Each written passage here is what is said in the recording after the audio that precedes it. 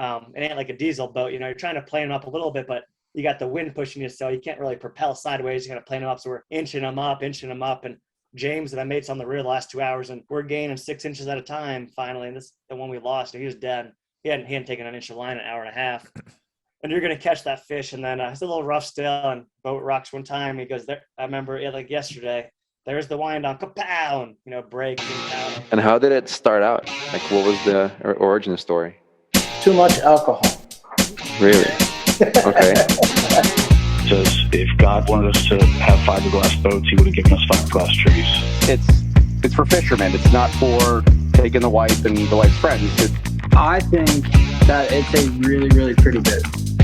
And then there was a blur that went by and ended up in the cockpit, as far as if I can remember correctly. Welcome back, State of Swordfishing Podcast. I'm Nick Carullo. I'm joined with me, my co-host, Anthony Pino, with Hooked Optics and captain of the Blood Money. Tonight, our guest, one of the big names in the industry, the best at what he does, Nick Stanczyk out of Bud & Mary's. Thanks for joining us, Nick.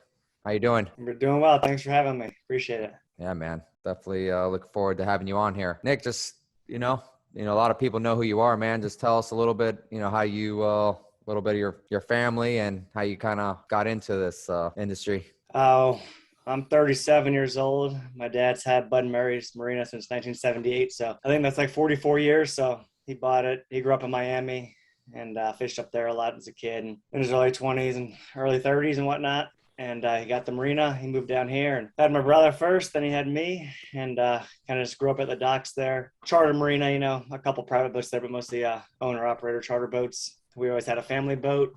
My uncle Scott ran that. So grew up fishing with my dad, Richard, and my uncle Scott. And I got my license when I was 18 years old, started running charters part-time. And after college, traveled a couple years working on a few private boats, and then just started running charters full-time about 14 years ago. And now I do charters plus a lot of social media stuff. Nice.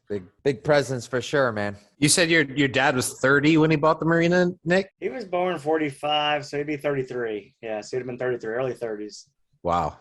That's a big jump for him. What made him want to do that? He grew up fishing in Miami. He was from Missouri originally, and his mom remarried when he was like 3 or 4 years old. And his grandfather got him into fishing, so he was obsessed with it. And he was an accountant out of college, out of the University of Miami for a year or two, and he didn't enjoy that. Then he had a bar and restaurant for a few years there in Miami. He had a charter boat in Pier 5, which was a pretty historic place up there, and wound up coming down here fishing with Harold Adler, who's Alex Adler's father. He was one of the first people he fished with down here. Wow. Also Jimmy Albright and whatnot, and was always hooked on fishing, so kind of led him that way and loved being on the water, being on the boat. When he bought it, what was Bud & Mary's like when he bought it? Was it even Bud & Mary's?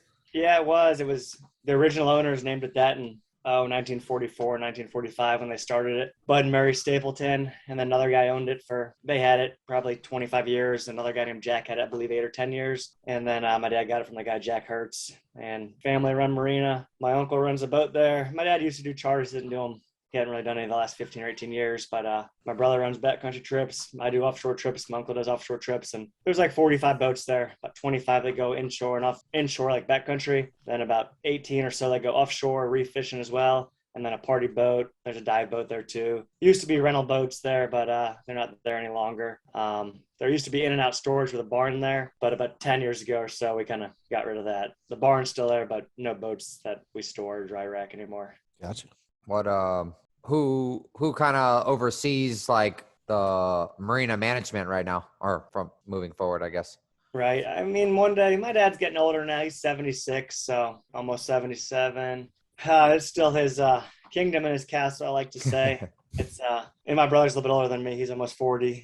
And we help with the marina, a lot of the marketing, the advertising, but family business, I'm sure whether it's a fish and marina, a tackle store, a hardware store, anything like that, family businesses are tricky and tough, so it can be tough to work in there together. So right now I still go fishing. I go offshore. My brother goes inshore. My dad stays at the marina. So we got 2 managers that work there the full time. There's other employees too, but one day we'll take it over. I just don't want to take a pay cut now, so I don't see myself working for the family, running the marina anytime soon. Maybe one day, but I'd rather work on the business than in the business, as we like to say. Yeah, nice. Gotcha. Nice, man. So, Nick, I mean, you're kind of the man when it comes to daytiming, but did you start fishing before that, or like what was your progression as you fished, leading up to that? I guess when I was, you're younger like that, when I was 18 years old to get your captain's license, I would do a trip for anything someone wanted to get, go fishing for, whether it was mangrove snapper, yellowtail snappers on the patch reefs, or, I used to do quite a bit of sail fishing, dolphin, tuna, and all that. And then, the late 90s, early 2000s, quite a few people were catching swordfish at nighttime again. And my dad got into that, my uncle, and just see it was kind of like that elusive fish, something new that we'd always heard about but hadn't really ever caught. And my dad had caught some years ago in the late 70s off Miami when they were kind of first discovered by the recreational fishermen. Obviously, there were some commercial fishermen catching them, but we started going at nighttime. And I remember the first one I saw caught was like 20 pounds. Or, I saw one about 75 pounds caught. And then the first one I caught myself that I reeled in was like 20 pounds and really small. That was around the year 2000, give or take a year, maybe 99, 2000. And after that, just kind of had a fascination with them. And so did my dad and my uncle. And then 2003 in January, my dad and uncle, they caught the first daytime swordfish. And the guys in Venezuela, obviously, were already catching them, then targeting them in the daytime in the 90s. I don't think they were catching the numbers that we saw or the consistency, but, that's really where it was pioneered. I would say we just kind of fine-tuned it and brought it to the U.S.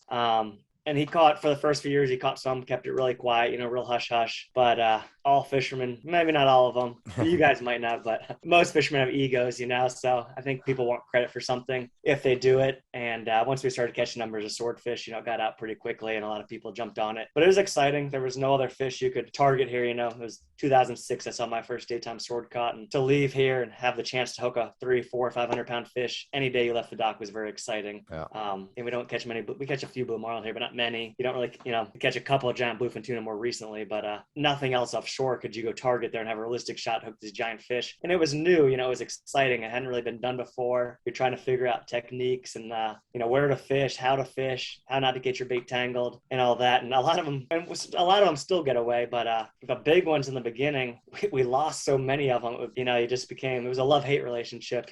You loved when you caught them, but you hated doing it because you lost so many of them. But it became an obsession with my father, me, my uncle, my dad's friend Vic Gaspenny, some of the mates that were on the boat. I was in college at University of Miami at the time. I finished up there 2007, but would come home on the weekends and in the summers, winter breaks, would do charters for them. And we spent a lot of hours out there watching a rod tip. And just from there progressed and became my charter business, and kind of became what I became known for. It was a niche. There was 20 boats at the marina fishing for dolphin, tuna, sailfish, but only one guy that wanted to go sword fishing and watch a rod tip, and that was me and my uncle, for quite a few years. When somebody says, like, when they call you to charter your boat to go sword fishing, are they aware what daytime sword fishing is and how much patience it takes and how much entertaining they're going to have to do for themselves? Right.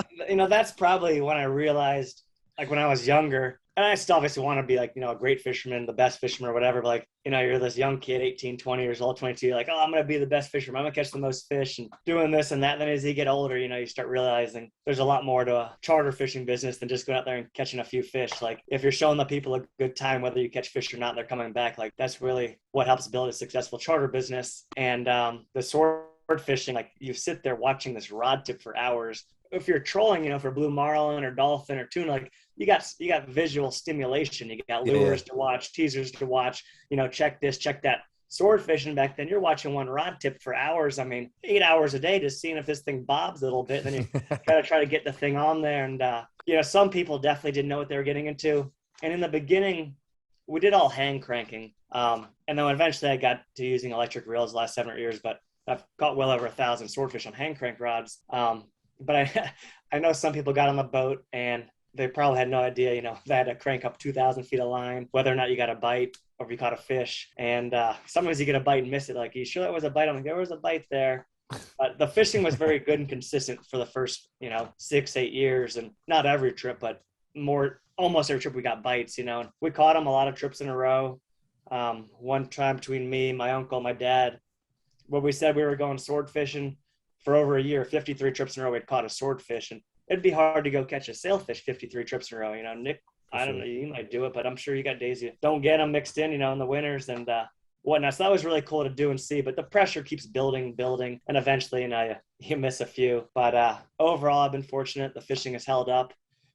We probably got better at catching them too, the last 6 or 8 years, especially, and caught more big ones and catch more of our bites. So we may not get the same amount of bites we used to get, but we catch a higher percentage, which has also resulted in seeing some more big fish the last 7 or 8 years. Nice. I mean, there's got to be, you catch a lot of fish, and I know you probably know more than anybody how many of those fish are actually down there.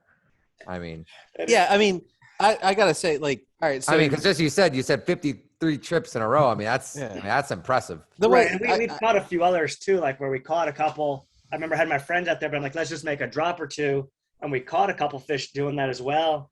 But we didn't really count those trips because if I would have just said, we're just gonna fish for 2 hours and missed one, I don't want to count that. So the ones that we caught them in a couple of short trips too, like when we're kind of trying new areas, like we didn't really count, but we said, 53 times between whether it was my boat, my uncle's boat, or whatnot. Like we said, we're going sword fishing, and to catch them, it was a pretty impressive streak. And we hit 19 though this winter. I had 19 trips in a row. It was good. A few years ago, I hit 23 trips. But we get some nice streaks there for sure. But not you got to throw in the 0 bite days nowadays. The last 5, 6, 7, 8 years, 10 years. You got there. There's days you get 0 bites, and you got 6 people watching a rod tip. So hopefully you got good music and a few good jokes. So that's kind of where it leaves us. Man, I gotta how thick do you think the fish? How close do you think the fish has to be to a bait to understand it's there? Because I equated swordfishing to when we go jigging for striped bass in deep water here off of Ocean City or in the Chesapeake Bay, where you're not getting a bite really unless the whole bottom machine is completely loaded up, so how, granted, I know that you mark for single fish, but sure. They got to be pretty thick there to drop one bait down there and get a bite, right? Or definitely, it's amazing. It's really remarkable to fish because those fish could be outside of you a quarter mile or inside of you. Maybe they're 2,000 feet or they're 1,200, but you're in 15 or 16. You ain't drifting by them. And there must be a good amount of them down there. And there's probably not as many now as there used to be, I would say. And it's hard to know, whether the fish are all migratory or some residential. And this is just an opinion, I'm not a biologist. I think that's a well-used term nowadays. But I lost my train of thought there. But and we had some really good fish in this winter, but we don't get the same amount of bites as we used to get. So probably not as many residential fish. I think if you got bait to hold the fish in there, they come, they stick around. But the beginning, the first few years, you could drop anywhere out there up and down the coast and you get a bite down here, anywhere. And you'd get enough bites where one of them would stay on there throughout the day most of the time. But we work hard from now. We put in a lot longer day, not always as longer, but put in a lot of long days anyhow to still try to make it happen. And it is amazing to me though to drop 1 or 2 baits down and you're fishing this very narrow window and still get bites with the consistency that we do. It's not like when you troll for a blue marlin, you're going 8, 7, 8 knots, call it, or whatever, trolling for 7 hours. You're covering 50 miles a day. You're covering all the ground. Here we're covering a very narrow window, a few miles long only. But even then, you would think that a blue marlin could come from a couple 100 feet away because it's a pretty blue water and it's clean and they can see where there. How close? The amount of fish that you probably miss by 20 or 30 feet is probably crazy. Do you feel like you have to hit them on the head, or you think they come find it? I think they find it and see it too with the lights on there. Obviously, you can catch them probably without lights too. But there's definitely got to be, when they're down and around, there definitely got to be quite a few of them coming through. They got to be. We had 2 days in December. We caught 20 fish in 2 days, 10 back-to-back days, and there had to be a lot of them down there to get that many bites, and catch that many. We missed a couple each day as well. But they had to be paved with them those days when that happened. So yeah. It's wild. Yeah, I just always equate it to how many fish you need to have down there to actually get a bite, and then just the idea that what might be going on down there is crazy. Especially I do it very rarely here. Maybe we probably done it about 6 or 8 times in the last 2 years, typically in the fall. But I can get my bottom machine set up to see all the bait and everything down there, and then to just do your drift. And once you figure out where you you drop it, and it's almost when it's good, it's almost automatic.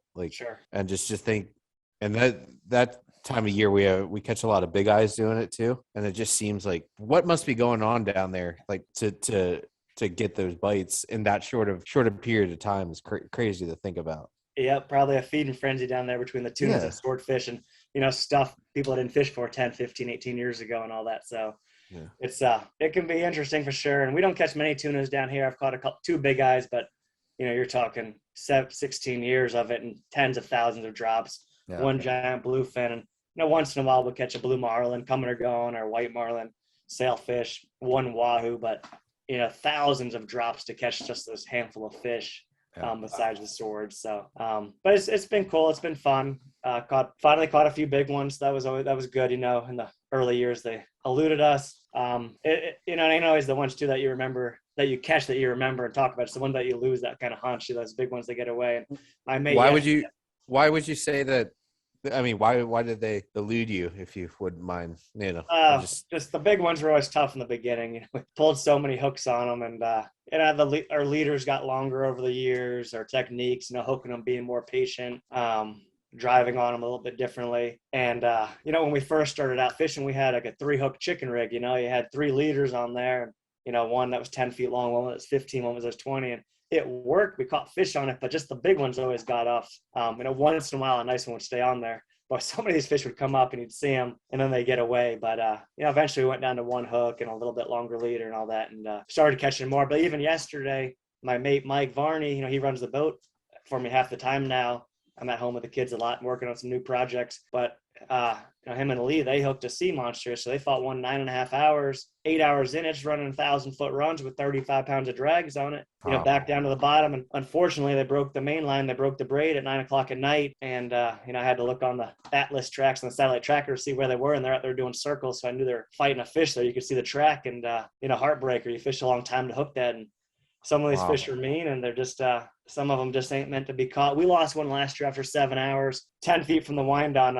We could see it. We had him on the wind on 10 times, and the wind on was just about to break the surface, and we broke the braid. And some of them ones that you lose, they kind of haunt you. But wait, with that one said, what was that, a year or 2 years ago? You caught, how big was that one? 8? We caught that one that was like 757 3 years ago. So how big was the one that got away? That's a good question. I only saw him. It jumped once. I only saw the splash that we lost last year for 7 hours, and I could see him one time shining in a wave, but he was done too. He was dead meat. It was gaining 6 inches at a time. And center console is funny too. It's hard you're fishing off the side of the boat. You got 4 outboards back there. It ain't like a diesel boat. You're trying to plane them up a little bit, but you got the wind pushing you, so you can't really propel sideways. You got to plane them up. So we're inching them up, and James and I made some on the rear the last 2 hours, and we're gaining 6 inches at a time finally. And this the one we lost, and he was dead. He hadn't taken an inch of line in an hour and a half. And you're going to catch that fish. And then it's a little rough still, and boat rocks one time. He goes there. I remember like yesterday, there's the wind on, kapow, and braid, zing powed him. And unfortunately, we broke the braid on him. And that one hurt because, you're going to catch that fish in 5 minutes. You're going to have that fish in the boat. You got 200-pound wind on leader at the water tip right there. Oh. And, yesterday, Mike and those guys, you pull the hook is one thing. You can't control it, but, you make a mistake driving the boat if they get underneath you, or, you break the braid. It's like some points you got to pull on them, but it's just heartbreaking when it doesn't hold and they get away. But I suppose that's what keeps us going back for more. Either you quit after that or you keep going back for more. So yeah, one or the other. Is there something to the braid breaking? Yesterday was brand new braid. Then when they lost the fish, it was only 2 days old. So, but, just obviously you got friction, reels heat up, creates more drag on a reel after you fight them for a while. Yeah. But you never know. There's stuff swimming through the water column too that might nick it as well. So that could happen. We don't break a lot of them off, but, I've broken a few off I've only broken a handful off my entire life. So not a very small percentage, but it just hurts when it's the one you want to catch, Yeah. That's probably, it's like hooking that giant blue marlin or big tuna there, and you think you're going to get them, and you don't get them. So, I mean, it's got to be a matter of time till you weigh a grander, I would assume, at some point. Yeah. I mean, you never know. Maybe. I mean, right? I mean, they got to live down there. A couple of them do. Yeah. And I was happy to catch it. I've caught a couple of giant ones. I've caught some big ones too. Anything over 400 pounds, I consider really big. A lifetime fish. It took me 5 years to catch a 400 pounder. And I've seen over a couple hundred fish caught, and some people get lucky. They catch one their first time, but the amount of time and effort that go in to catch a 400-pound swordfish is astronomical. The hours, the effort that goes into it. I've caught 2 giants here, I would say, like a 600, one was 600.5 pounds. So just 600 even on a stand-up 50 wide with a customer. And then that 757 was 8 hours. That was on the electric. And then we got a giant one in Australia, in Tasmania, about 4 years ago. We didn't weigh it. We let it go with a satellite tag. I was just kind of a guest on a TV show down there, which we estimated at 750. Looking back and seeing the one I caught, I think it was bigger, maybe it could have been 800, 850. I don't know if it was 900, but, swordfish is funny. They could be an extra 4 or 5 inches long and have 3 or 4 inches in girth. And you're talking 150, 200 pounds difference. That was one I always would have liked to weigh. I don't think it was a grander, but, it wouldn't surprise me if it was 800, 850, somewhere in that range. Wow. Got some pictures of that one there. We got it with the guy did TV show. That was a big fish, and we let it go. That was kind of cool. But I always wanted to know what it really weighed. Did you ever get any feedback from that satellite tag? We did, yeah. That fish stayed. So we're off Tasmania, which I think is about 150 or 200 miles from the coast of Australia there. And the fish went back up towards the mainland and stayed within about a 200-mile radius. And it was on there for about 90 days or so, and right off the coast there. But it lived, it survived, so that was cool. Nice.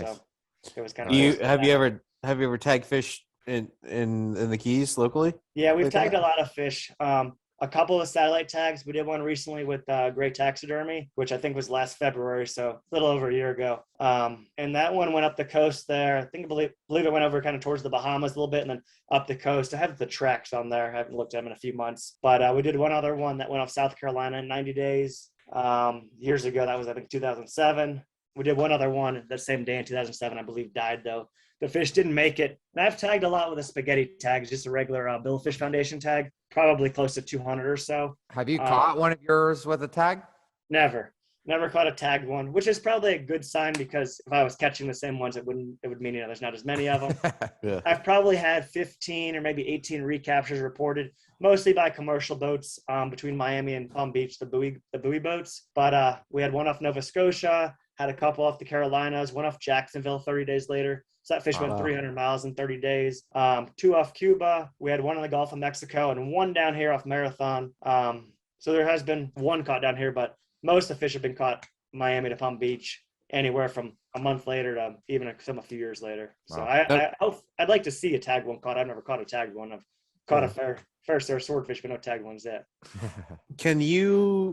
I've heard that they can tell the difference in the meat or something like that when they're, I could be completely wrong about that, when they're residential down there and when they're traveling fish. Or I think, like the belly wall, like the thickness of the belly wall, a lot of times I believe would be a lot thicker on like a residential fish or a fish that's not migrating as hard. And they fatten up probably like a tuna does, but you can just tell sometimes you catch a fish and it's rounder, it's healthier, it's fatter. The belly wall is much thicker. You don't see those traveling lines in the skin, like where they burn the fat off, so the skin's not kind of sucked into them, like with those wrinkly lines down them. And no doubt in my mind, I mean, you can catch a fish and just look at it like that fish is fat and healthy, like, and it's going to taste good, be rich in flavor and a little more buttery than a longer, skinnier one and whatnot. I gotcha. Interesting.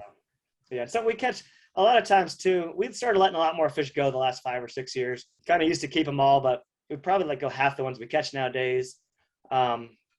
Social media, people are like, oh, you kill everything you catch.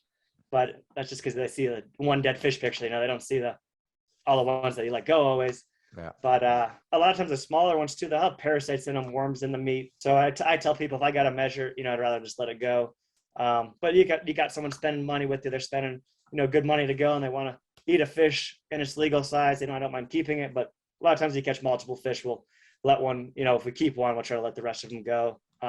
Years ago, it wasn't necessarily the same. We used to have a commercial permit and sell them on the B&M years ago. But nowadays, last 5 or 6 years, happy keeping a fish or two and, letting plenty of them go. I've seen, some of your videos on charters and stuff. I mean, I see that you kind of get you get the clients, super involved and stuff. Do you let them throw the dart as well? Sometimes, yeah. I feel like I've seen it on a video. Let them. Yeah, I've had, and I got certain clients that fished for years and stuff like that, but I got no problem, giving someone a gaff or giving them a harpoon. And, I always say young Nick versus old Nick. I'm not super old, but I'm 37. Years ago, if we lost a fish, I'd be screaming and yelling and be really mad. But nowadays, it gets away. I don't let it bother me as much. So if the people want to get involved and be part of it, that makes that experience that much better. Let them have at it. Let them be part of the experience and part of the show. So that's especially awesome. especially what you do where there's a lot of like watching the rod tip. I'm sure being involved in that part of it is probably huge. Oh yeah, definitely. Did you feel like you got a better response out of people when you started doing that? Definitely, yeah. I think it just even being on any charter like that, you can hook and hand a fish off. Some people don't mind it, but say you're in a school of dolphin, you're catching dolphin like that. It's much more rewarding and satisfying for someone to hook their own fish and catch it and wind it in. Whether someone's on the rod, the reel, or gaffing a fish, like it makes the trip and the experience that much better. And even we caught some fish on our bay boat the other day. Caught a couple dolphin, caught some tile fish, and my wife's friend was with us, and she caught a couple tile fish that I handed her, and she just wound in, but she's like, I want to catch my own. And finally, at the end of the day, a couple dolphins came up, and she caught a dolphin. She's like, yep, I finally caught my own. So, some people just hooking the fish and making the cast or gaffing it like that makes their whole day too. So, if some people don't care, which is fine. I always used to say, if it was a football team, think of somebody being a quarterback, the hands of the ball, the running back, that's the person winding the fishing. They still get credit for the touchdown, but it's all teamwork. But certain people, if they want to be involved, let them be involved. Yeah, we do a lot of that on my boat, and it works out. Thankfully, the guys that we fish with typically are very good, but even when they're not, or we have girls or whoever on the boat, when they're sure, let it fly, and if we lose it, we got a good story from it probably. Yep, definitely, no doubt about it. And I was gonna say that the people that always tell you they're really good and fish all the time, they're always the ones you gotta watch usually. It's always to be like, oh, I fish a little bit, and they listen to you. But no, it's been fun. So it's been fun fishing for them, no doubt about it, and learning. We're getting ready to renew my license again next year, so it's had it for a while and seen a progression. The way I treat people, the way I act, the way I run the business. I'm sure you have too. Yeah. Do you fish for anything else on that Freeman, or obviously you have to do some other sort of fishing. The boats, the boats are really expensive nowadays too, and like if someone was going to pay the same price to go catch yellowtail snappers or kingfish, or sailfish like that, would we do more of it? Sure, but the sword fishing is like a bucket list item for a lot of people, and that's just what became a niche. I didn't always have a nice fancy boat like that. I grew up running a 34 Crusader. The B&M was the slowest, cheapest boat in the marina. That's what I kind of grew up fishing on. And then had another boat for a couple of years, Little Express, and I wound up getting these big center consoles, which has been great. But now you got the fastest boat out there. Yeah, I got the fastest boat, one of the nice. I tell everybody we went from white trash to first class. But I had a lot of fun. I learned a lot on the other boat, which would be good. I think it kind of keeps you level. If you started out driving some super fancy boat, you may not appreciate it, right away. So having a lot of hours, and we used to go 14 knots, 45 miles, go off marathon all the time. So 3 hours one way, each way, 3 hours, 6 hours of traveling time, getting beat up, soaking wet. We always used to joke and say, hey, it's slow, but at least it's wet. But yeah, it's been a nice progression, nice change. A lot of it too. And I do a lot of social media stuff and other stuff on the side. I sell a few boats and working on my own brand as well, like you guys are doing. So I do more than just fishing nowadays to help fund the whole project. And luckily, Billy built a great boat, and you get to fish more days, you get out there faster, you get more fishing time, and your body feels better. So very fortunate for that. And a lot of people just want to go on the boat because they've heard about, these boats, want to be comfortable. So all that together has kind of helped make this a possibility and a reality and a dream kind of come true. Did you ever, when you were younger, did you ever have this like in mind, or like a setup like this, or did it just kind of happen? It just kind of happened, I guess, little by little. When I went to college, I studied video and film, so I had a video and film degree, and I always wanted to have a fishing TV show as a kid, and that never happened. All the cool kids in the Keys have fishing TV shows, right? Yeah, well, I have one now. It's on YouTube. I don't have to, pay for the TV network stuff, but yeah. I wish I would have. You probably said that with everything. You wish you would have started sooner. But I had a lot of fun fishing. I didn't make a lot of money doing it for the first 10 or 12 years, but now I charge a good amount, and I do YouTube and do that other stuff like I mentioned there a few minutes ago. So everything combined. Your clothing line, stands. Yeah. So we're doing the clothing, doing the tackle, and learning. It's all a learning curve. There's no book out there that says do this and you'll succeed. Have a successful charter business. Have a successful clothing business. Have a successful YouTube channel. Like you just got to kind of start doing it and see where it takes you. And it's been fun. I got 2 little kids now. That's probably be the biggest change the last few years. Trying, balancing time and work with family and all that, and stepping away from my charter boat a little bit and letting Mike run the boat. I'm doing 2 or 3 trips a week, and he's doing the same thing on there. So how was that when you first started? Were you like, I mean, some people have like super ultimate faith in their mate, and some people think that their mate's not capable very much. No, it's been good so far. How long has he been with you? I know Mike a long time. I'm older, but I've known him for 8 or 9 years down here. But he grew up fishing down here. He had his own boat, running charters for a few years. But the charter business is a tough one. It's not anyone can get a boat and go fishing, but having a steady clientele is a little tricky and tough. It takes years and years to build, and even with our family owning the marina, it ain't like I was beating away customers. There ain't 1,000 people there standing to go fishing with you every day when you get in. So it took a long time to kind of get where we're at. 15 years or something, whatever it is, running charters. But Mike's been there a little over a year now with me. And the boat, someone's like, oh, you let him drive your boat. But to me, the boat is just a work tool. That's I enjoy it, but that's how I make money. There's no, I don't have that connection with it. Like we're like, oh, I'm not going to let anyone on it. Like, like Mike was out there yesterday, and I was hoping he caught that giant fish, and he's caught a bigger swordfish on my new boat than I have. So he's caught more big ones on it the last year than I have. So I'm happy for him with that way. And, getting your clients to kind of tell, I was always like the face of the business, which I still enjoy fishing and doing the trips, but I can't do 7 days a week. Like, running charters right now. That's not going to get me where I want to go. Are the clients plenty happy fishing? I was going to say, I'm sure they got to be some of them got to be a little heartbroken that you're not there. Yeah. I mean, I built the business around myself. I was always doing that, and it took a long time to get there, like I said, but we tell people ahead now, and it's not like I say, hey, book a trip and I don't show up. So I never thought I would have the amount of people wanting to go fishing with me. We started about an email list, on my charter website about 3 years ago.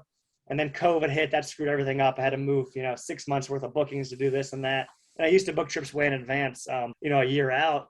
But then I couldn't go on vacation. I'm like, my friends are going to do this, or my wife's like, oh, let's go here. I'm like, I can't, I got trips lined up. So now I only book 2 or 3 months in advance. And I started this email list, and now there's like over 3,000 people on it waiting to go fishing. And I know not all of them want to go, but I mean, if 10% of people want to go, that's 300 trips. If I'm doing 100 trips a year, that's still 3 years out. And if half of them want to go, it's 1,500 people. And, if I can't take them, Mike can. I didn't catch any swordfish my last 2 trips. Mike's caught them on 6 of his last 7 trips, I think. So, people probably happier going with him, saving a few bucks and catching fish when I'm not. But yeah, just we're trying. I'm learning, working on it and all that. So having fun doing it. But I'm stepping away from the charter fishing a little bit to focus on some other things and get to where I want to go. Talk a little bit about the what do you call it, the camp, the university, Sure. I guess probably like 4 years ago or so, I started doing these Swordfish Camps, which is really I'd say like a fishing school. But I guess my neighbor at the marina, he told me, it's always nice to get paid for what you do, but it's better to get paid for what you know, which I guess would refer to consulting, a lot of times in business. But instead of taking a charter there, I started this thing where I could do 3 days of it. And a lot of people want to learn how to swordfish. So I take up to 6 people. We try to do 3 days of it, but it's like a hands-on way to get your hands dirty and go fishing. And we charge a few grand a person. But if someone wants to learn to go sword fishing, there's a lot of good sword fishermen out there, But I would say, for a lot of people who just want to kind of learn and get their feet wet and go, like, it's been really good and very popular for that. I try to do 8 or 10 of them a year. There'll be up to 6 people on the boat, but you rig baits, we'll cut baits, we'll go over tackle, show rigging up a buoy rod, let people drive the boat, try to understand like what we're doing, how we're hitting a spot, working the reel, a lot of the little things, and obviously Nick would know this with sail fishing too, and I'm sure, fishing up north too, but like in racing, my buddy Tim Palmer told me this, he's a commercial fisherman. Everybody knows the 10-second advantage is. It's the 10th second advantage that kind of make the difference. The smallest, subtle little details that make a huge difference. And I've had people, fish with me for a few days and do this camp. Like, Nick, I've caught some swordfish, but just watching you, just that little bit of different stuff there, everything clicked now, made more sense. And, I get people email me pictures when they catch them. They're excited. It's kind of a cool feeling, and they're super respectful and all that. And, they come fishing for a few days. We have a good time. And luckily we haven't been skunked yet on any of them. We got one coming up next weekend, though, so we'll see what happens on that. But it's just a good way, someone to get out there 3 days and repetitive stuff, rigging baits, working the rods, driving the boat, clipping the buoy on, the lead on, all the little things that we take maybe for granted or don't think of anything, but someone who hasn't done it before and wants to learn how to do it, it's been very good for that. And, people have been very happy overall, it seems like. Are you always fishing a buoy rod now? Yeah, years ago we were only doing one rod, and once in a while we would drop two. We were hang cranking, so it was a little harder to do two. But then we switched over.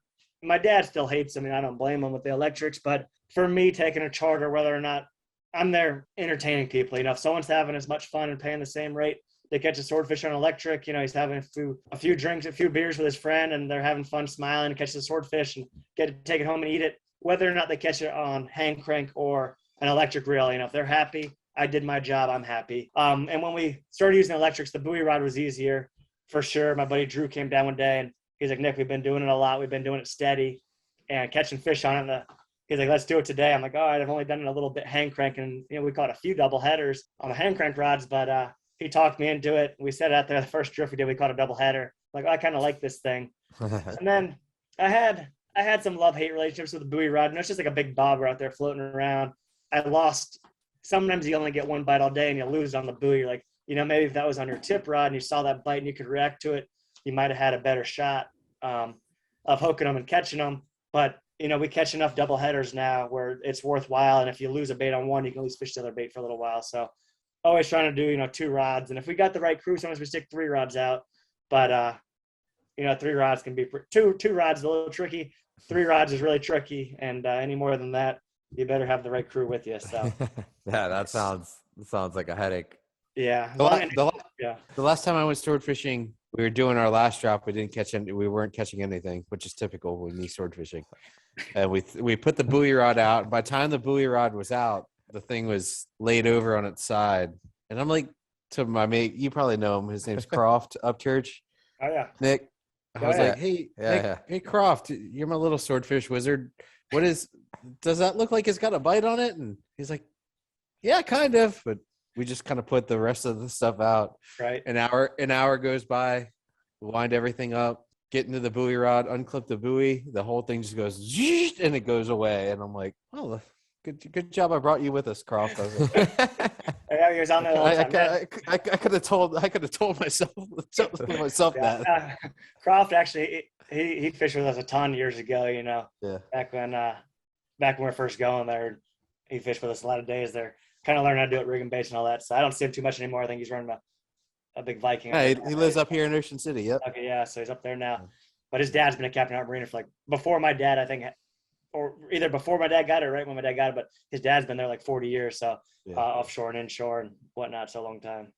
I always tell him I never go sword fishing without him. So we go sword fishing. It's an almost after season thing. We just got a nice day in November or something, and the rod tip will start bouncing. And he'll be like, "We're getting a bite." And I'll be sitting upstairs looking at the ceiling, being like, "Dude, it's a lie. You're a hoax." And sure as shit, that thing comes. And sword fishing, like you said too, it's very monotonous and very boring. Everyone sees, all the pictures and videos like, oh, look how exciting this is. You catch all these big fish, but they don't know 90% of the time you're sitting there watching a rod tip, hoping that it bounces like that, And but when it happens, it's like we finally got one, man. Sure. Yeah, when it happens and everything comes together, it's exciting. And I guess what's neat for us too, when you get that little bite, you don't know if it's a 20-pounder biting it or a 300 or 400-pounder biting it. So it always keeps you going and makes it exciting. But I fished a lot of long days. I'm probably not as mad at it as I used to be. So now, I do it some, but I'm not as angry as I used to be a few years ago. So do you ever have people that request to still use the hand crank? I have a few people. Yeah. I fish one guy, Mark Davis from California, and I believe he has the most Royal Slams in the world for an angler. I think he's got 26 or 27 of them, but he travels all over. He comes here every year fishing and hand crank swords with me. I had Wade Boggs with me one time. He hand cranked a swordfish. So that was pretty cool. And I still get a few guys that do it, but I would say 95% of them, they're just happy being out there, having fun and using the electrics and whatnot. So, but I still get a few that want to hand crank. And I don't have a chair anymore. My old boat, the little, diesel boats or the little sport fish boats, you had a fighting chair. It's much easier now for someone to stand up with a hand crank rod, like It's a long ways. you gotta be in decent shape, kind of, best if you know kind of what you're doing. So a little more challenging, having a chair or someone to sit down in. Yeah. How often is like when you get a bite and you like when you're hand cranking, it's just cranking out whatever slack the fish is doing, and then then you're fighting that you're cranking like 1,000. My limited experience sword fishing, it seems like you crank a lot out of it and then eventually you come tight. Now the game's on, and that's got to be a lot hand cranking where you're like, all right, you're just cranking, and then you have a fish on that's 1,000 feet away. It could be a monster, Yep. Yeah, definitely. And it was always kind of kept you guessing. Cause like, is he on there? Is he off? Is he on there? Is he off? Is he swimming up? And we used to do, some breakaway leads and a few different techniques. I did a downrigger, caught some of the downrigger, but they can keep you guessing and whatnot. But when the line goes slack and it starts swimming up and you're waiting to see the fish jump around or swim, swimming by the boat there, you're like, is he big or is he little? And sometimes you think he's going to be big and he's a small foul hook fish, and sometimes you think it's going to be a small one and a giant one swims by the boat and he ain't ready. So they'll keep you on your toes, Have you ever clocked one when it wasn't ready and you just like, oh boy, this was a mistake? I had years ago, I was on my old 36-foot Jersey Devil I had for 2 years. So probably 7 or 8 years ago, probably 8 years ago, somewhere in there, we caught a 468 pounder, and my mate that day in the morning, he's like, Nick, this other boat needs me. My buddy's, he couldn't go on a trip, so he was filling in. So he left in the morning. I'm like, all right, we might get, I think we might slay a dragon is what I told him. And he goes out there, and I think they caught yellowtails. And we catch this 468 pounder, me and the charter guest. It was me, a guy, and his 2 kids, and I think maybe like his daughter's boyfriend or something like that. And this fish, we get it one bite all day. It's 12:30 in the afternoon. You're nothing the first 3 or 4 hours. And tiny little thumb, hook the fish. Doesn't take more than a foot of line. Like literally maybe 1 foot of line, came tight. Swims the boat. I don't have nothing ready. No harpoon ready, no flying gaff. And I see the fish shining, and I'm on a express boat. So I'm up at the helm, and this fish swims by. And I thought he was about 250. I didn't know he was 468 pounds. Swims by the corner. I run back there to the straight gaff, and I'm not a big guy. 150 pounds, 155 pounds nowadays. So I was probably 140 back then. And I straight got this 468 pound swordfish, and this thing is going absolutely ballistic. I'm screaming and yelling at the kids to help out. And the dad, and they finally grab another gaff. The fish gets his lower jaw like wedged in the exhaust pipe there, and he's pushing this 36-foot express boat in a circle. Just water's going everywhere, ballistic, kicking. Finally get another straight gaff in him. Then we get the flying gaff tied up a minute later, get that in him. But I remember gaffing the fish, and the girl was videotaping, and I'm like, somebody help me. Hanging on, this thing's going nuts. And about 10 minutes later, it finally settles down, but I didn't have nothing ready. Now I'm expecting a 50-pounder swim to the boat, and you got a 450-pounder swims up there. But we got him. All is well that ends well. And I remember texting my buddy on the way in. I'm like, we slayed the dragon. He's like, I'm like, sending him pictures. Like, are you kidding me? He's out there catching yellowtails and whatnot. And I was like, yeah, wish you were here. But that was meatless. So, and the other 600-pounder I caught too was me and the one angler, and that was stand up 50 on my Freeman. And we caught that fish in 2 hours. And if I had a mate, we'd have caught him in an hour. I couldn't get a shot on him with a harpoon or the gaff, but we caught him in 2 hours. And that fish was super long and skinny. If he was fat, he would have been another 150 pounds. But that one there was just me and the guy, and then took us a while to get him in the boat with a pulley, but eventually did it. So I've had my fair share of exciting moments that happen when you're not expecting them. That's awesome. Are there any places that you want to go fish and explore where, like, man, you're like, I got to go explore this place to catch a giant or something? Australia was probably on the list there when we caught that big one 4 years ago in Tasmania. So went there and did that, was happy to see it. I went to New Zealand the following year, or either 1 or 2 years later, I think the following year. We had 2 bites in New Zealand the first day, but we didn't get them. The next day we didn't have any bites, but I wouldn't mind going back to New Zealand or Australia there and fishing, just because the average size of the fish is so much bigger. They average 300 to 500 pounds, and you have a legitimate shot any day there to hook up 700-800 pounder, maybe 1,000-pounder. Where here our average fish here is 50 to 150 pounds. So to have that chance at a giant fish, if I had a couple of weeks to go down there and fish, I'd say Australia, New Zealand, for sure. I wouldn't mind going to some other places too, though. Maybe like the Seychelles Islands or something like that. Whether it was sword fishing or doing other stuff too. And I enjoy blue marlin fishing as well, and I wouldn't mind, doing some more things like that. So yeah. I mean, I've seen some of the biggest fish I've seen are from New Zealand. I mean, I've seen some that, I don't know how big they were, but they looked just massive. Yep, definitely. I think most of the records have been set there. So between there and Australia, if you want a big swordfish, that's where you're going to go. And here, I mean, we catch Miami, Lauderdale here. We catch, our fair share of good fish, but it takes a lot of fish, for every 150 fish I catch, one is 400 pounds. So it's a lot of fish to catch the true giants, unless a little bit of luck on your side, maybe you get more often than that, but they're few and far between for the giants. I'd probably go fish the Pacific for sure. Yeah. And what's like New Zealand? Is it same kind of contour, same depth, kind of same everything? I fished with a girl, Nikki Sinden, and I think her last name is Wilson now because she got married. And I took her fishing here a couple years ago, and we caught a couple swords. She had a TV show, but she had caught the woman's world record down there. I think it was like 793, just under 800 pounds. And she caught it in an hour, though. I think the fish got tail wrapped, an hour into the fight. But they had videos at jumping. She did a show on it, and it was a big fish, but similar thing. I know they do a few different techniques too, and a little different area. But where we fished the 2 days, we went continental shelf. Same thing, 1,400 or 2,000 feet. We fished one area she'd caught fish before on her boat, and we'd missed one bite, and then we tried a new spot 3 miles away that we just picked on the chart and bringing the bait up at the end of the day. We had one pallet on it that came off right away. But I know they do some different stuff too. I talked to one guy who did some commercial fishing. He was pretty secretive and hush-hush about it, so we'll keep that to him. I don't want to give his away, but I know a lot of the guys still do the same thing, similar stuff on the continental shelf and whatnot. Same thing in Tasmania as well? It was, yeah. What was cool there, though, you were closer to shore. We weren't running 30, 40 miles like we do here in Alamorada, running 10, 12, 15 miles. The one area we fish, and, very mountainous there, so you can see the land and you're much closer to shore. The first day in Tasmania, I caught a bluefin tuna myself. Not a huge one, maybe 60 pounds, but my first southern bluefin, so that was cool. And I don't turn the handle very often, probably like you guys, and you're just happy being on the boat. Like you say, you caught 7 sailfish like that, your boat caught 7, caught a 300-pound swordfish, the boat caught it, so I'm just happy being on the boat. But I did try to catch a swordfish myself down there. I lost one, and then the guy that we were with, he caught that one big giant one on Tasmania, so that was cool. Pretty cool. I got a question because I've heard, I hear a lot of the guys that swordfish a lot. They swear that they've had the sailfish bite on the bottom while sword fishing. Have you had that similar scenario, or do you think they bite it on the way down or the way up? I knew I wasn't going to get out of this thing without talking sailfish with you.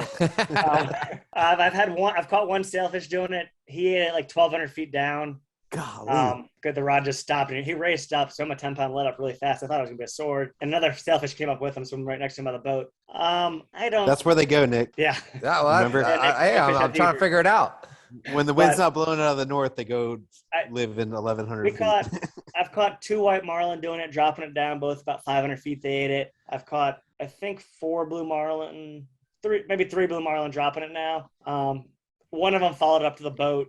We had I remember it was New Year's Eve 10 or 12 years ago or whatever. I think Croft was there with us, my buddy Jack. But we'd caught 4 swordfish on the hand crank and like a 300-pound blue marlin. And the last swordfish we caught, we had 2 baits on the rig back then. It was 10 years ago probably. And this 300-pound blue marlin's following the mackerel on the second hook. He didn't eat it, though. He swam behind the boat following it, and we got like a little 40, 50-pound sword on the other hook. We drop it down. We drift 2 miles again, trying to catch another swordfish at the end of the day. And no bite. We winded up, and the blue marlin swims up to the boat again, assuming it was the same one. I don't know. We drifted 2 miles, but had a little butterfly bonita on there, and he piled on it. We caught him. But Billy Chapman, he said he caught a blue marlin on the bottom after he was fishing. He said it was down there near the bottom, I remember. So that fish did not eat on the way down. The ones I have caught have ate it on the way down and then one on the way up. There may be some down there, but I would assume most of them would follow it down. But, maybe there's a handful of them down there. I don't think it's a lot because we'd probably catch a few more, but probably cross paths with a few of them here and there when you drop it in and, ambush it and grab it right away. Yeah. Gotcha. What other cool stuff have you caught doing or just stuff in general? We've caught a couple Mako Sharks in the sword rod. I think we got 2 Makos on it. Caught a handful of thresher sharks, the big eye threshers, which are pretty cool. They're kind of a pain if you don't want to catch them because they fight like heck. But if you've never seen one, they're pretty cool to see. My dad's never seen one actually, so I know he'd probably like to see one. It's probably caught 8 or 10 of those. A few blue marlin, a couple whites, a sail, one big wahoo. We caught a 69-pound wahoo one day. It was skinny too. If it was fat, it'd been 80 pounds. But I looked over. It was like 1,000 feet down. Like, why isn't it going down? We're not on the bottom. And nearly a 70-pound wahoo swam up to the boat, and we caught him. So that was cool. one giant bluefin that was probably close to 600 pounds, at least 550, 600, somewhere in there. 2 big eye tunas, a few blackfin tunas. And I've caught a blackfin tuna on the bottom too, where I know the bait was down there for 5 minutes, then he ate it. And I've probably caught 6 or 8 others dropping it down. But the bycatch is very minimal. You know, you catch a few things here and there, a few pomfrets, a few alfonsinos, a couple barrelfish, handful of oil fish. But, you know, you're talking a handful of fish a year out of, you know, if you did 100 trips to 8 drop, 1,000 drops a year to catch, you know, 3 or 4 other fish that aren't swordfish. So. A few barrelfish. I feel like you got the barrelfish dialed in. Yeah, we catch them, but I've caught a few on the swordfish rod, you know, out there in 13 to 1,500 feet. But got it. In shallow or deep drop, we catch more of them. But the first one we caught was like 13 and a quarter. Like, what is this thing? It was a barrelfish. That was 15 years ago. So, or maybe 16 years ago. I'm looking up what a barrelfish is. They're slimy, but they're big. They're pretty decent size, and they pull good, pretty good to eat. So it's been I got into the deep dropping a lot the last 10 years, 12 years, you know, with the sword fishing, the deep water bottom fishing. And it kind of looks like So I was probably tired of catching, you know, the mahi and tuna and other stuff, and the bottom fishing was something new to try, something different. It's like an interesting fish. Yeah. I learned something today. I learned a lot today, actually. I don't know if I learned anything, but maybe. I don't believe what I say. No, that's mostly truthful, but. I'm sure you catch a handful of escalar. You didn't say that one. I've oil fish. I've never caught a true escalar, but I've caught oil fish. So I'd like to catch a true escalar. They're like with a smooth skin. I know the guys at nighttime catch some, but I have not caught one in the daytime myself. But oil fish, probably 6 or 8 of those. So gotcha. Now I gotta make. I'm thinking now, what did I catch? The oil fish or? If it has spiky skin, it's the oil fish. I mean, a lot of people call them escalars, but technically they're just a tad different, just a little different. But oil fish get big too? Yeah, I think they get a couple 100 pounds. I've caught them up to about 60 pounds, but I've seen a commercial picture of a longliner years ago that had some really big ones on the deck that suppose they were 150 to 200 pounds. Wow. So, but I've caught one oil fish the last 3 or 4 years here a few months ago, but it was small. It's like 10 pounds.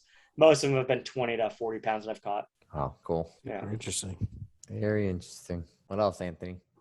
I got no more. I think it's cool. I think it's amazing that you built a whole business off of sword fishing and just doing that niche. It's amazing. I've always thought it was amazing. Even I mean, who doesn't know who you are, but to build that like you did, I think is incredible, man.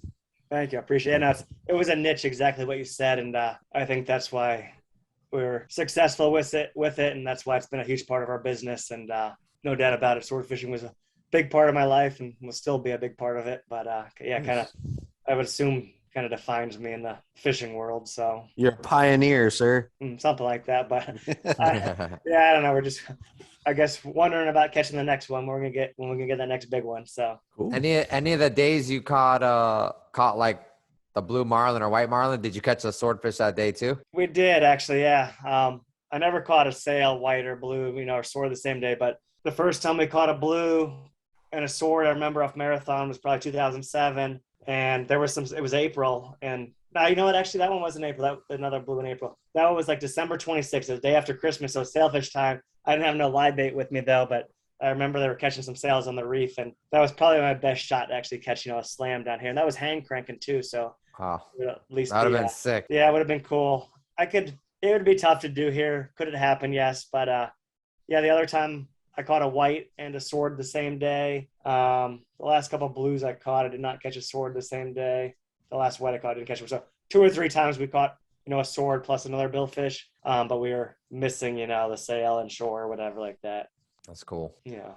Yeah, you got to do it. We're going to try. We were fishing some live baits out there too. We caught one sailfishing out there on a flat, or probably a couple on the flat lines out there. But we always say, you know, we're going to fish a blue runner or a goggle eye. We'll do it for a few weeks, but then you run out of bait out of your cage, and then you catch 3 or 4 sharks out there, you know, and you're like, all righty, let's just focus on sword fishing. So if I stuck to it, I'm sure we'd catch some more billfish on top, but we kind of lose hope and give up sometimes after a couple of weeks. So I remember that one video. I think it was, I don't know, last year. I think they were tailing or something, and you were on video. I think a couple tailors swimming by the boat, and Anthony, this guy was all fired up. Sound like me. Yeah, that's the bait. He's right here. I was like, hell yeah.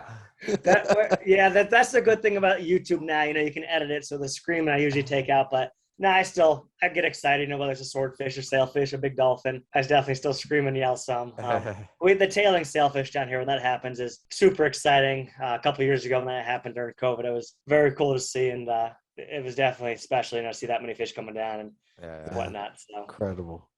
Yeah. Well, it didn't look like it's going to happen this year, huh? Nah, they caught a handful, a couple of days of it in Key West and Marathon, but not. It was just a couple of days of it, not much, and not the numbers like the last couple of years. So hopefully, maybe there'll be a late run of it. September years ago, it happened in September about 5-6 years ago. One time, I remember I went offshore because the guy wanted tuna and dolphin, and we didn't. I think we caught one blackfin and a couple of skipjacks came in, and just me and a guy and his son. I'm in the tower, and we caught 10, and we think like 10 for 12. And I remember Hunter was running the catch 22, my uncle's mate, and I think he caught 19 or 20 that day.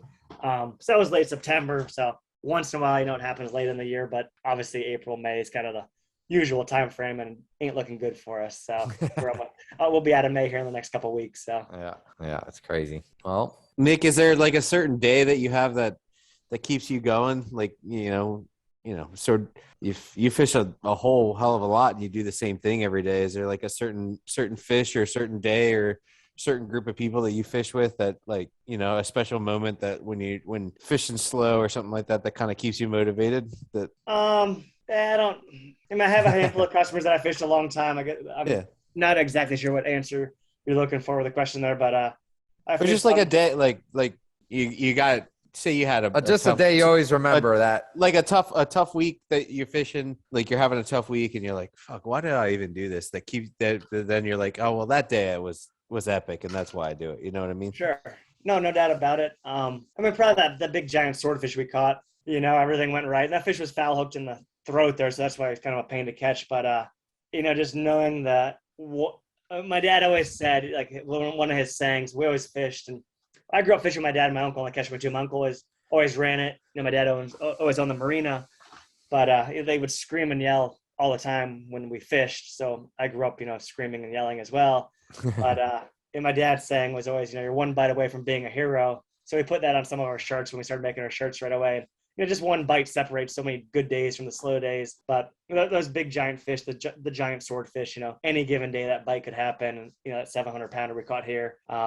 We fished a lot of days for it. And I remember the day before that, I'd fished a guy named Gary who works for Penn Tackle there. And he messaged me the next day. He's like, man, we missed that fish by a day. And I was like, and honestly, I missed that fish by 15 years. That's how many days and trips I put it in there just to put it in perspective. And you never know when the day's coming, when your opportunity is going to come. But, I've seen it enough for that one bite, that one shot can change your whole day. And you could go 2, 3, 4 days and have slow fishing. And then you catch one big fish, and you forget about all those slow days. So any given time, all those big swordfish just happen. It'd be late in the day, I'd be fishing 700 hours and say, let's make one more drop. And part of it is, probably ego driven at that point. Like the people probably want to go home there, and I've got them out late for dinner. I'm like, no, we're catching one. I don't want to go there and not catch one. And, it pays off. And whether it's a big one or not, even if it was a small fish, just to end the day on a good note, where last drop you catch one, big or small, like it's still like, you put in the extra effort, put in that extra little bit of percent. And that's why you succeed. And that's why you're successful. So I've seen it happen enough, the end of the day where it pays off and keeps us, keeps us going there. So there's a fish market in Lauderdale. They probably have some of the best fish that I know of, at least at a fish market, Finster Murphy's. And I go there every once in a while. That, they have the best tuna, wahoo, whatever you want. And then the one day the guy knows I like sushi, and he's like, yo, you want to try something new? And I was like, sure. I didn't even ask what it was. And he gave me sushi, like belly meat of a fat swordfish. And it was honestly one of the best things I ever had in my life. And I really couldn't believe it. Have you had that? I'm not a big raw fish eater. I know I'll eat a bite or two here and there to keep people happy. I know Sarah's tried it probably raw once or twice. I don't know if she tried the belly meat though. She might have just tried a piece of it, and it was okay. But it's good to know though, because I do have a few friends that like it. So if I catch a fat, healthy fish, I'll probably have to slice a piece of it off there and give it to them. Yeah, he said it just like the same way they catch a bluefin and you get the toro. And it was, I swear, I would have, if he would have blindfolded me, I thought I was eating bluefin or something. Right. It was incredible. No, I usually cook most of my fish, and I've probably ate enough swordfish to last a couple lifetimes now, and especially since we started filming the YouTube videos, we filmed cooking a lot of the fish, and showing eating it, with our friends and family and whatnot. So I probably ate more the last 3 or 4 years than I probably ate the last 10. But How often do you have to do a mercury test? I haven't done one yet. You never want to go to the doctor because you don't want to know what's wrong with you. That's why I avoid the shrink as well. But I would like to do one just to see, just to know. And I think moderation obviously is key, just like anything. But I was always curious, what my mercury's levels are. Obviously, they're heavy metal and they build up over time. I haven't been yet, though. But if I ever do one and it's bad, I'll let you know. Well, yeah. So me and my wife, we eat a ton of fish, and we eat a lot of recently this time of year. What do you consider a ton? I mean, we eat a lot of tuna right now. So me and her right now are like freaking out. We're like, oh, our mercury's probably high as shit. Yeah, it could be glowing. You starting to get a little glow to you. Yeah. What are you thinking, Nick? Like 3 or 4 times a week, or more than that? Oh, what I would consider a lot of fish? Yeah, I mean, I probably eat fish a couple times a week. Yeah. I think if you ate it 3, 4, 5 times a week, yeah, you'd probably catch up with you and you'd probably get sick from it. But eating it a time or two a week, I don't think it's gonna. I'm not a doctor, I don't know, but I don't think I feel fine. I think you're still fine. So, but I'm sure if you ate swordfish every week a couple times, it'd probably catch up with you. So I can't remember the last piece I had. It's been a few months since I ate it. So we've been eating black grouper lately, tilefish, and snowy grouper. So we'll probably have that the next couple months while the season's open. There you go. Nice. I like it. Cool. All right, man. Awesome. Well, I think this will be a good one, man. I think we're gonna have a lot of listeners on this one. All right, awesome. I appreciate you guys having me. I'm out of water in the Yeti cup, so I'm gonna get some water. I'm parched, and I hear the kids screaming, and I know it's dinner time, so I'll probably do some dinner. Thanks, Nick. I appreciate you coming on, man. Yeah, no problem. Good talking with you guys, and good luck with everything. Thanks for having me. Yeah, thanks, Nick.